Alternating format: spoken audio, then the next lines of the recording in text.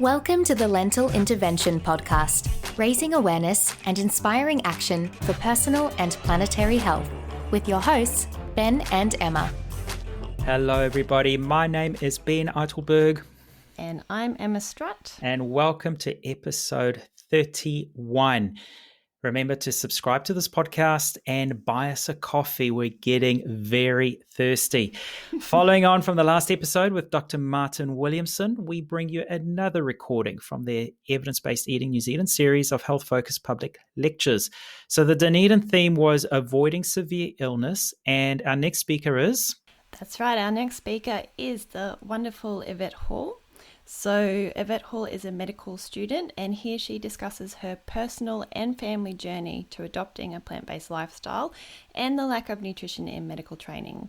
So we hope you enjoy what you hear, and as a reminder, if you do, please check out the EBE website to find out more details on their upcoming events in Auckland and Wellington. Thank you everyone for coming today. My name is Evie or Yvette, depending on what you want to call me. I'm happy with either. I'm from Raglan and I'm living in Dunedin at the moment to study medicine. Thank you, Grant, for the introduction, and also everyone for coming out on this drizzly Sunday evening. I appreciate that. To be up here speaking alongside the experts is a little intimidating, so hopefully I can add something to the conversation, but mine is not going to be science-based. It's actually just my personal journey with nutrition and that of my family's really. So this is a photo from last week. I was down the Whanganui River and I was thinking about the concept of nutrition. It's really confusing at times if you Google things and there's lots of stuff and people tell you don't eat this and do eat that, and it's a little bit like trying to walk through a thick forest. But so so I'm going to leave kind of the science part out and just go on what my journey's been through the river to try and work out nutrition for myself and that for my family. So my journey into medicine was a bit more roundabout than most. At 18 I went travelling overseas, and it exposed me to a lot of different medical systems. I worked many different jobs, and at 24 I was living in South Africa and I thought, no, I definitely want to work in healthcare.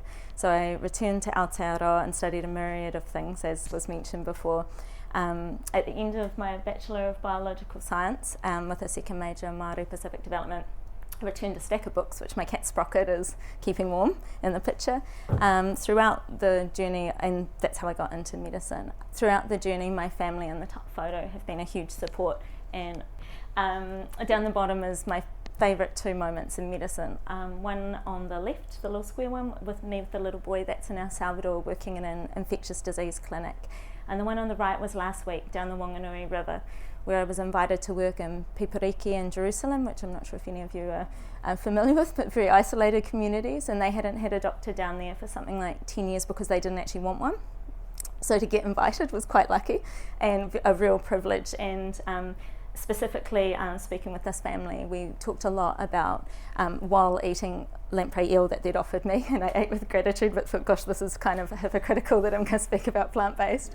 But it also did help with building rapport and with starting the conversation about lifestyle changes, and I like to think on the traffic light to have step out of it sometimes out of respect, but for the most part I do try and live plant-based. But that was a wonderful conversation and wonderful people to meet down the river. So after getting into medicine, I kept thinking, gosh, I want to help people be healthy. And I kept learning about disease and diagnoses and things like this. And within the curriculum, it seemed a little bit sparse. I mean, Jim Mann did give, I think, one lecture, but we didn't get that much within the curriculum. And I looked around for it and eventually found the integrative medical group, which was started by students who'd seen the same gaps in the curriculum. In 2017 and 2018, I ended up running the group, and as a few key things, I guess, that highlighted to me how much medical students really wanted more of this kind of well-being, wellness, was actually the ECHO conference on student, patient and doctor wellbeing, in which we ran many things, but one was a nutrition workshop where Dr. Milena Hasbin, who is a functional medical doctor and a GP, and I believe functional medical doctors are like more this holistic integrative doctor from the States. They have undergone formal training as a postgrad. So she ran a workshop, and she's in the corner there, on becoming nutrient replete. and different ways where you can use diet to do this. And that workshop had a wait list for people to attend, and in that we also went into how to make this cost effective, because that can be a huge barrier in people's minds, at least for as a student, but also for our patients. So that was really interesting. And then at the top we've got the ACNIM conference, which ACNIM being the Australasian College of Nutrition and Environmental Medicine. And we had 17 students that ACNIM said, look, if you bring the students, they can have free entry. And it's a couple of $1,000s to attend these workshops. And so I put it on the thing the same way actually it got circulated through the medical school about this. And we had 17 students come, but they gave up their weekend, they paid their flights and they paid accommodation. And the reason I raise about the time commitment and the finances, that we often think with students with their workload and financial restriction that they wouldn't do these things. And it also is testament to how much it actually means to them that without much free time and without much available income, they were willing to fund to get this in their curriculum, but we aren't actually getting it formally in our medical school curriculum. But the most impactful talk was from Koro Esselstyn, and I had sent him an email and he asked if we got any content in our curriculum, and I said no, and we set up a Zoom talk.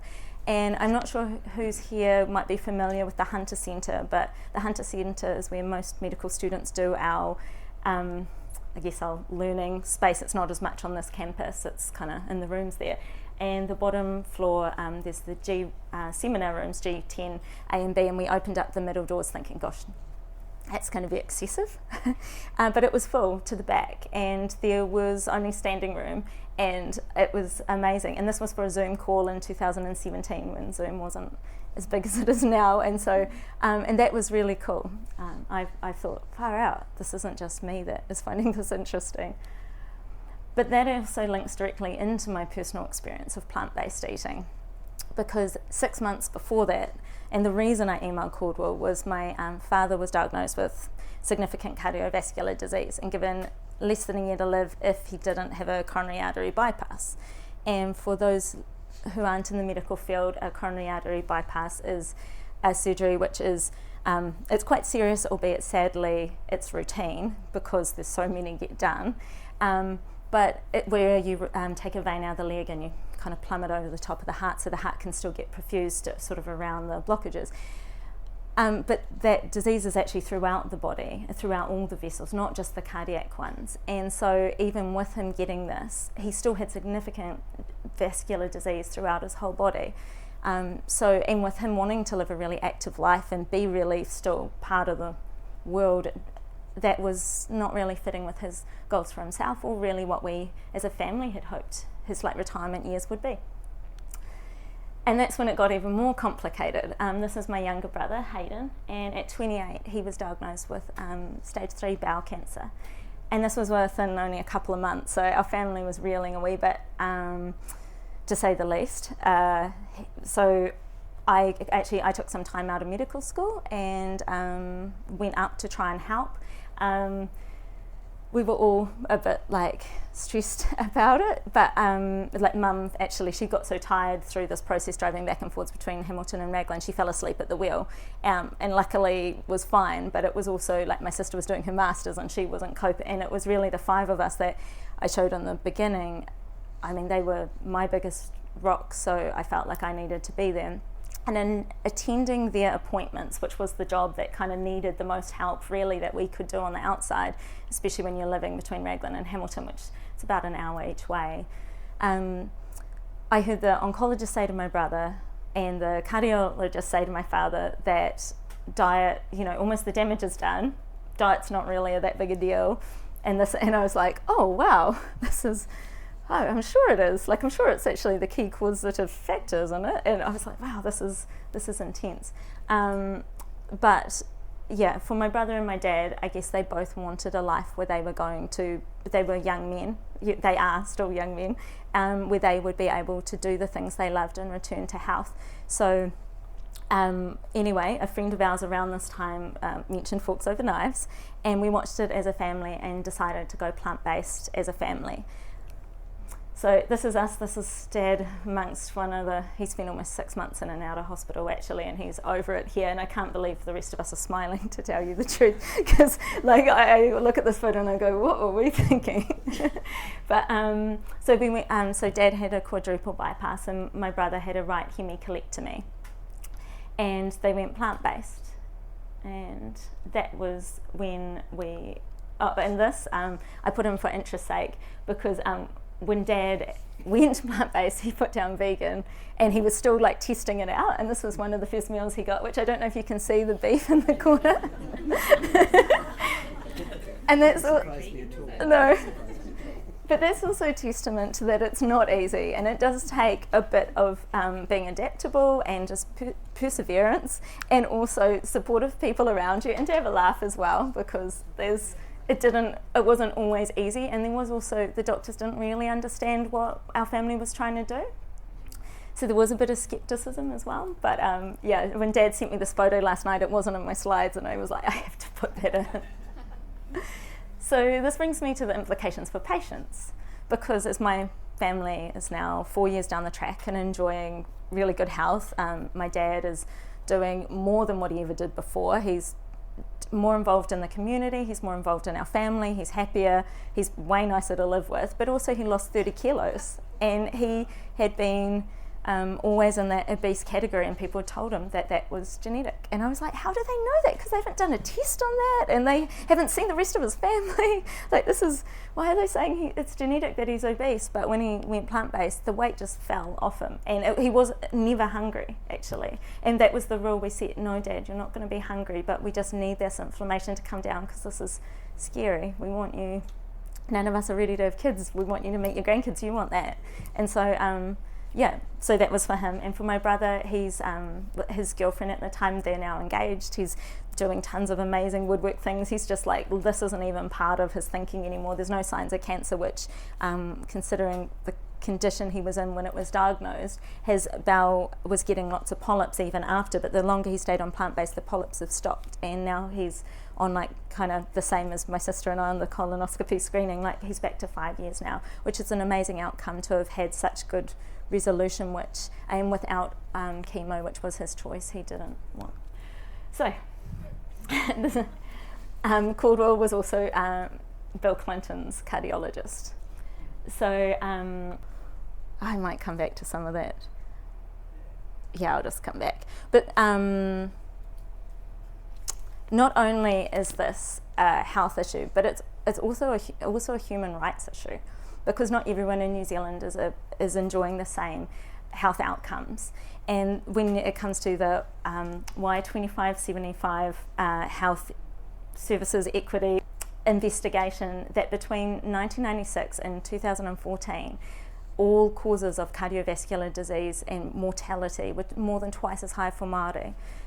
And that's a public health issue, that's a big one, and that this is repeated throughout Indigenous peoples in colonised countries like Australia and Canada. That this actually calls us to be more prepared and to know more about what's going on, and to offer prevention and reversal if we are possibly able to, because it's not fair not to actually. So I guess a summary of my key points is that when I've been like in medicine, I've got several of my colleagues here today, everyone I know who's entered medicine has wanted to help people, and most of the people I work with, I'm pretty sure they entered wanting to help people too. And let thy food be thy medicine is like an old saying, but the thing is, if we stop derailing ourselves' natural processes, they can restore and heal themselves, which I think is really important to remember, that food's not this other thing other than health.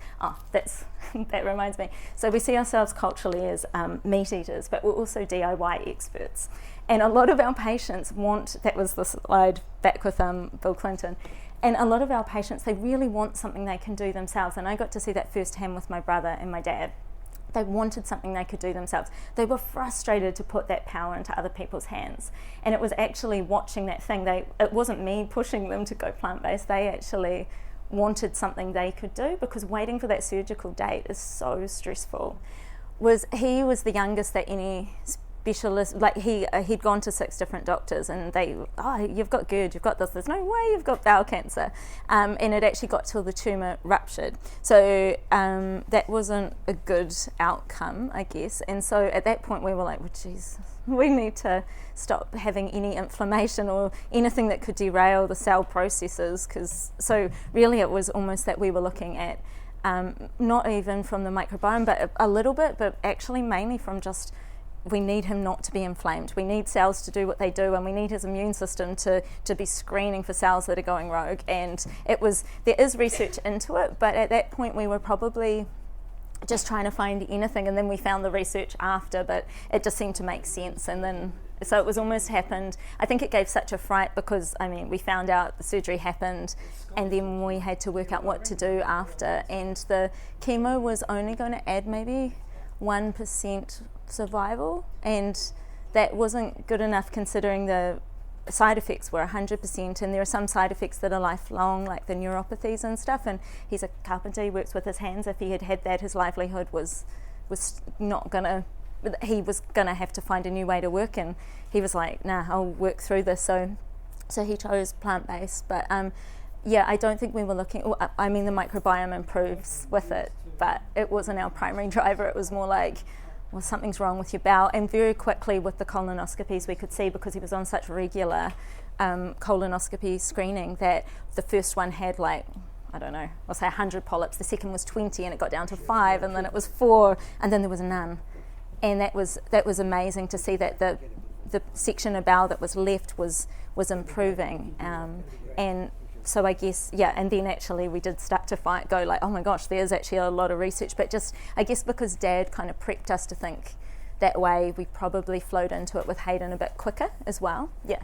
So I don't know if that quite answers, but it wasn't as scientific. It's probably a little bit of a panic as well, going like, oh my God, well, he can't keep doing whatever he was doing, and food transits the bowel, so it's possible that food's part of this. So let's start there, and then, yeah, backwards worked it out that, oh yeah, that's a good idea, let's keep going. And then it kept being a better idea the more we went into it. We were like, far out, there's no negative to this, so why wouldn't we? We have time. Any more questions? What? Down the back. Thanks, Eddie. I appreciate the metaphorical enlightenment. I was just wondering, with your integrative medicine group, if you managed to put any pressure if you talk to the med school faculty about actually changing what was in the course and what we are for a journey? Yeah, no, that's a really good question, and I tried to raise it with the metabolism module, and I did try and raise it a few times, and I tried to present things, and I don't know, I guess a lot of my family stuff was also, like, I was running the talks, but then my energy was running out a bit because of juggling med school and things.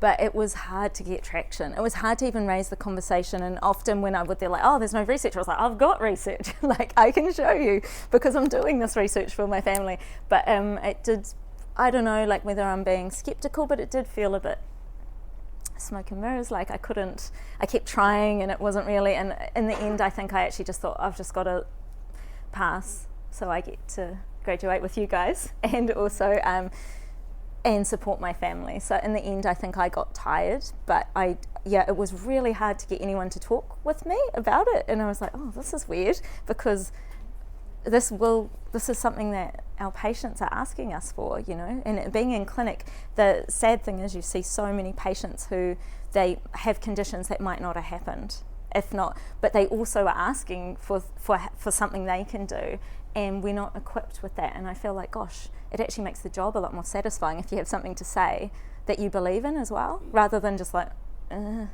take your pills, you know. Like, it actually would be a lot nicer, I think, for burnout and things as well. So yeah, but I did try, so if anyone wants to come along, we could try again.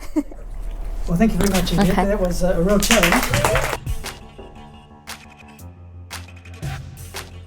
Thank you for listening to the Lentil Intervention podcast.